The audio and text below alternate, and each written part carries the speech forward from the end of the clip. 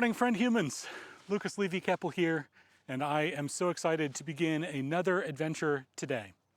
The adventure is eventually going to take me from Washington, D.C. to Pittsburgh along the C&O and GAP trails.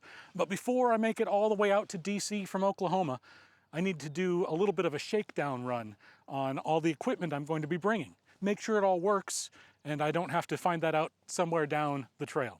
It's a little different from what I've done in the past, but I'm kind of excited to try something a little different. So I'm out here at beautiful Lake Garnett in Garnett, Kansas, about midway on the Prairie Spirit Trail. The Prairie Spirit Trail is mostly crushed rock, which is what the C&O trail is supposed to be like. So it'll be a good test to make sure that everything stays on the bike, doesn't fall off, and a good test of all the camera equipment too, if I'm going to be honest. Whoop. And to test the camera equipment to make sure, it doesn't blow over in the wind and it stays securely on me and I'm not kicking it, any of those things. It's important to do these shakedown tours. I tried a first trip a little while ago to test out all the equipment and did a local trip in Tulsa. And that ended up with a flat tire, which ended up changing me to a tubeless setup. So this is also a test of the tubeless setup. Does it carry all the gear? Will I be okay? I've got my spare pump along just in case. But come along with me, let's go find out how this is. And we're gonna start by taking a little lap on what used to be a racetrack here around Lake Garnett. All right, here we go.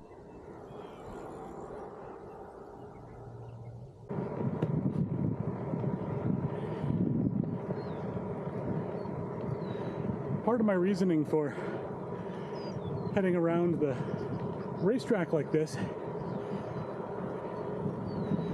is because I've still got my track pump in the car, and I want to make sure that the tires have enough pressure.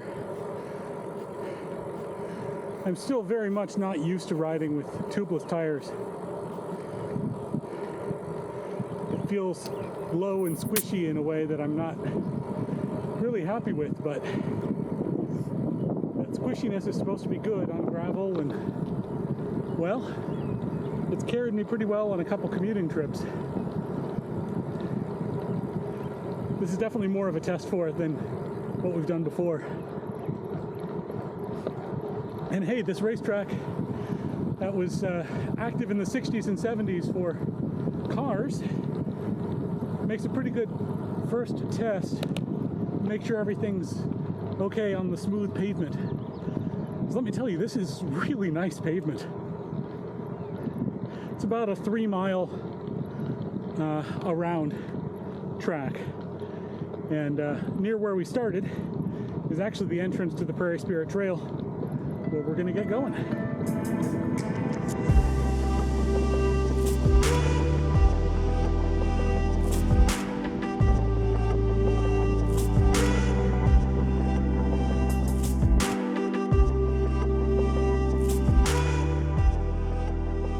Here we are at the trailhead, or at least as much of one as there is, here at Garnett Lake State Park.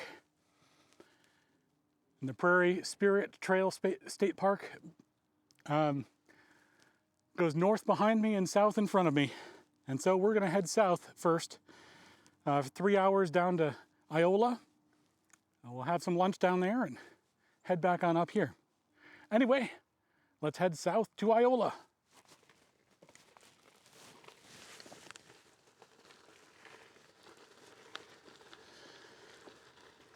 I know I made that sound like I was going to be going very fast off the starting line, but when bikepacking, you want to take it slow. There's nothing that says you have to be out of zone 2, zone 3 for most of the trip. So we get to enjoy the world at 9 to 10 miles an hour.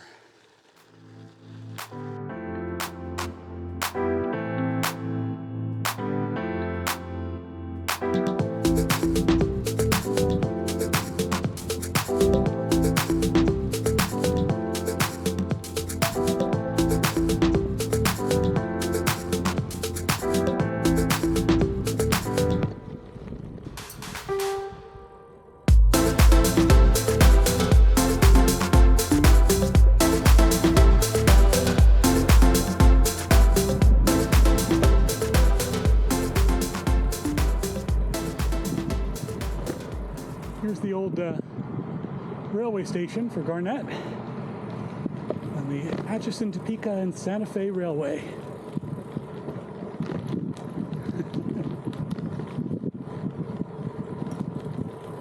Ooh, information.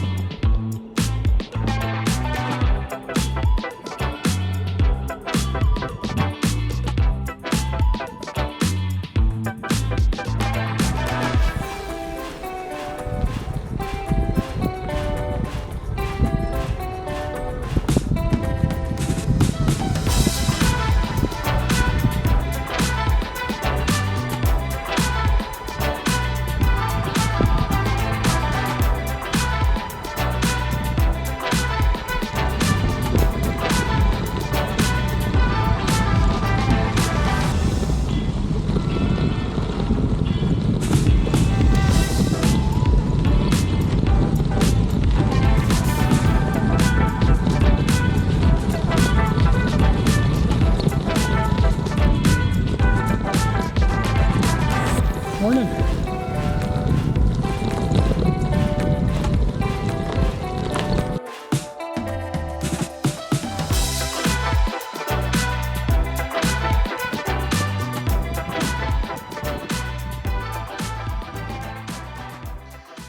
So I'm here at the first trail stop along the way, the trailhead in Welda, and I just wanted to take a moment to talk to you about why I'm doing this trip. My purpose on this is to help raise funds for the World Bicycle Relief Organization.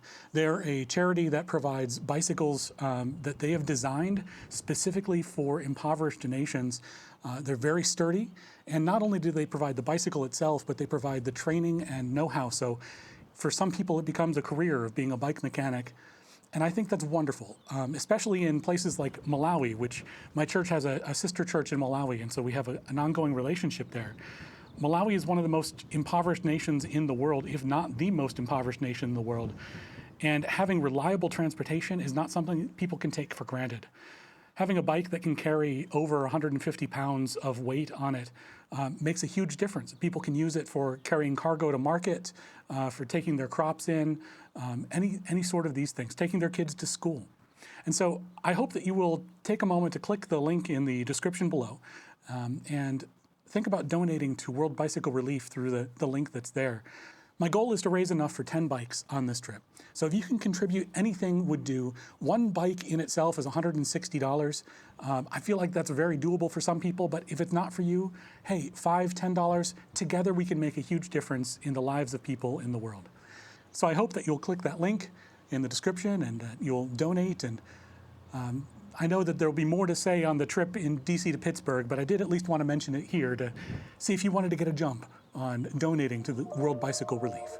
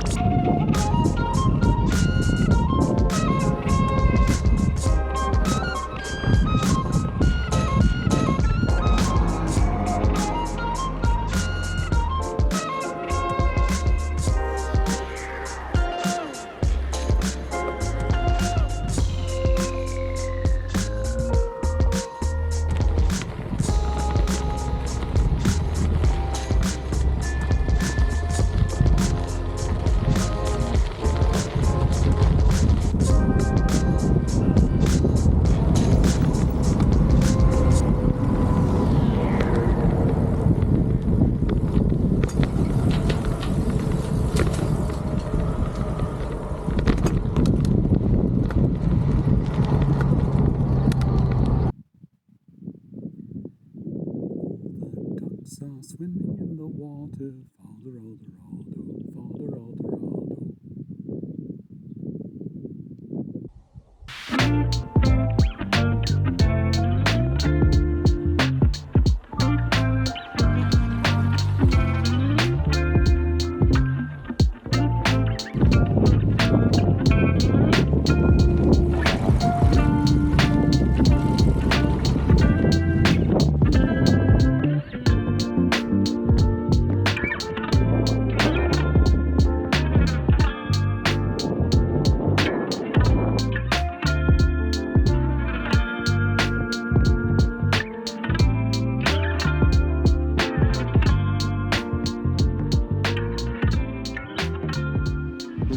Finally getting close to Iola.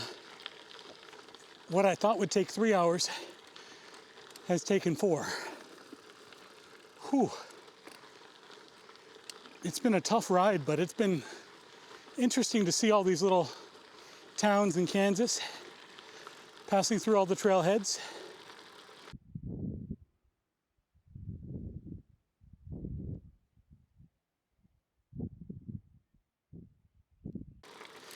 Now, the town of Iola, they're known for having the largest town square in the country.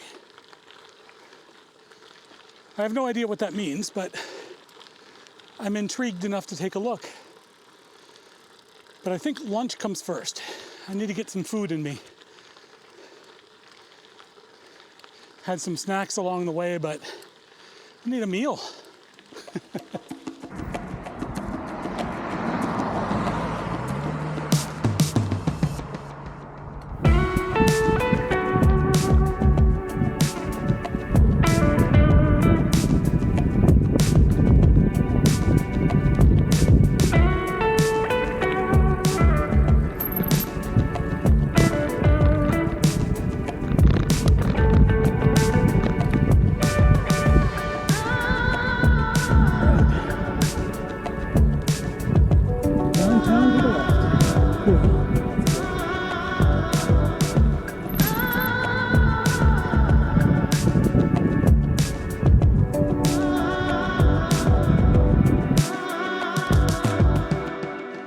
So I think this is the town square. I just had a wonderful meal. Although it was very strange. I felt like I was the only person eating in the restaurant ever. It took me in and there was not a single other person in the restaurant. Food was great though, and by the time I'd finished, others showed up. So I must be a trendsetter. Here we go. Excuse me.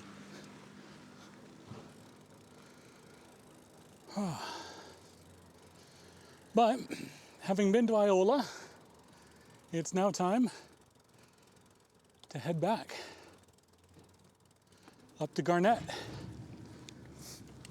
And given my level of soreness already, I am thinking that, navigating. Given my level of soreness already, I'm thinking I'm probably not going to make the other 40-mile trip up to Ottawa today, but that will be a thing on the agenda for tomorrow morning.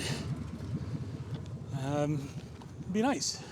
Have something to looking forward to, assuming I get up early enough. A couple things I need to do, but that's always the way of it, isn't it? There's the trailhead. The information sign anyway.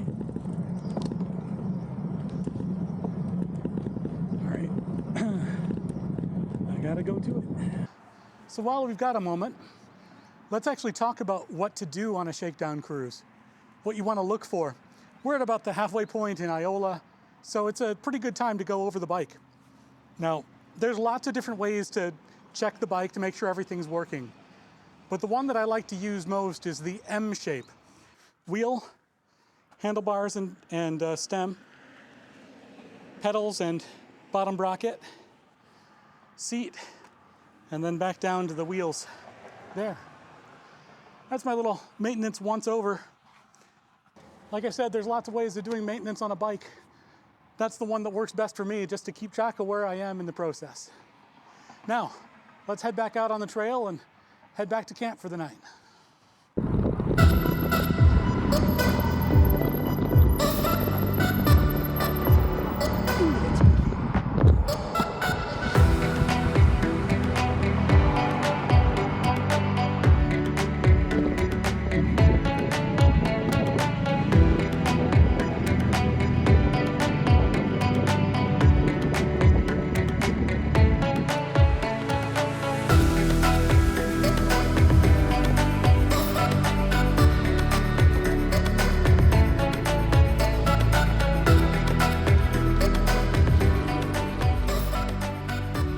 As I've been cycling along, I've been noticing a number of these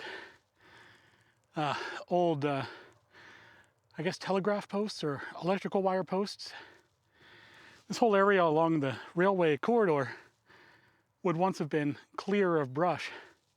And so that's all the height that these lines would have needed. I think it's kind of neat that they have left the posts up even if they're not in use anymore.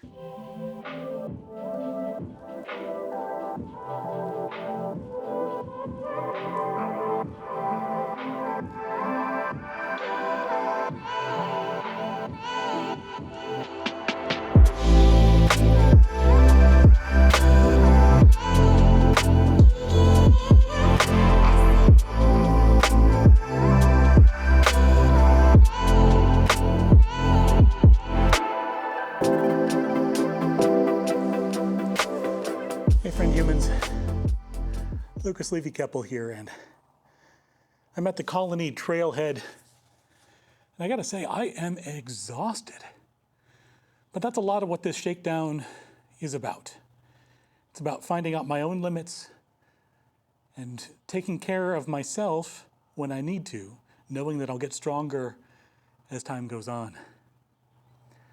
I'm about 45 miles into the day, so halfway back to Garnett for the night. Everything has taken longer than expected, but you know what? The World Bicycle Relief, their motto is one pedal stroke at a time, changing the world one pedal stroke at a time. And each pedal that I take gets me a little closer to the goal of helping people. But it's important not to ignore what your body is telling you. When I got to the Colony Trailhead, the first thing I did was collapse on a bench. And I started getting the little danger floaties in front of my eyes that lets me know I was fairly close to passing out. So I drank some water, I had some hydrating material, and I'm gonna have a snack when I hop back on the bike so that it's associated with keeping on going. And then we're gonna keep going. At least to Welda. Hopefully, we'll make it back to Garnett before the sun falls. This is what this is about. Challenging moments, important moments, and keeping going.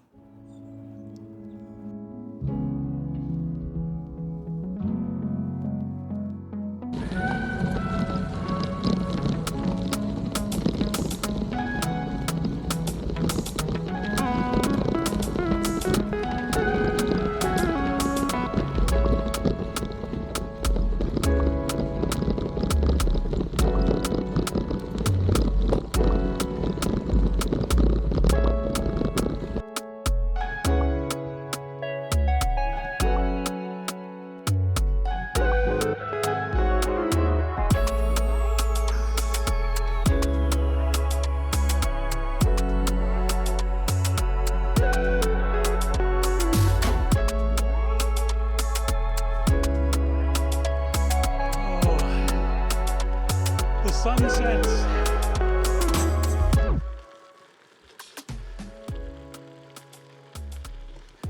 It's become something of a race against time.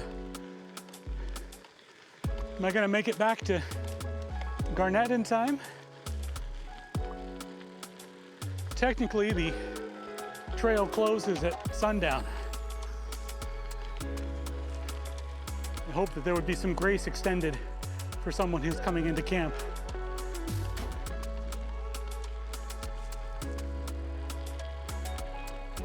It's been a full day of bike riding, my friends.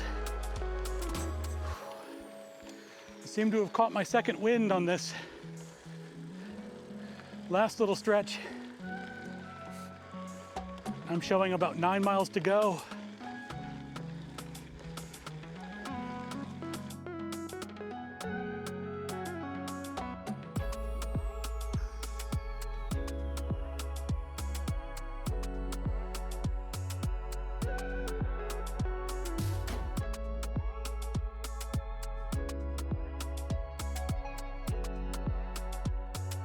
All right, hello friend humans. As you can probably tell, it's dark, but I'm back to Garnett. I made it. It was a long, long trip to get here, but I succeeded. Good morning, friend humans. Lucas Levy-Keppel here.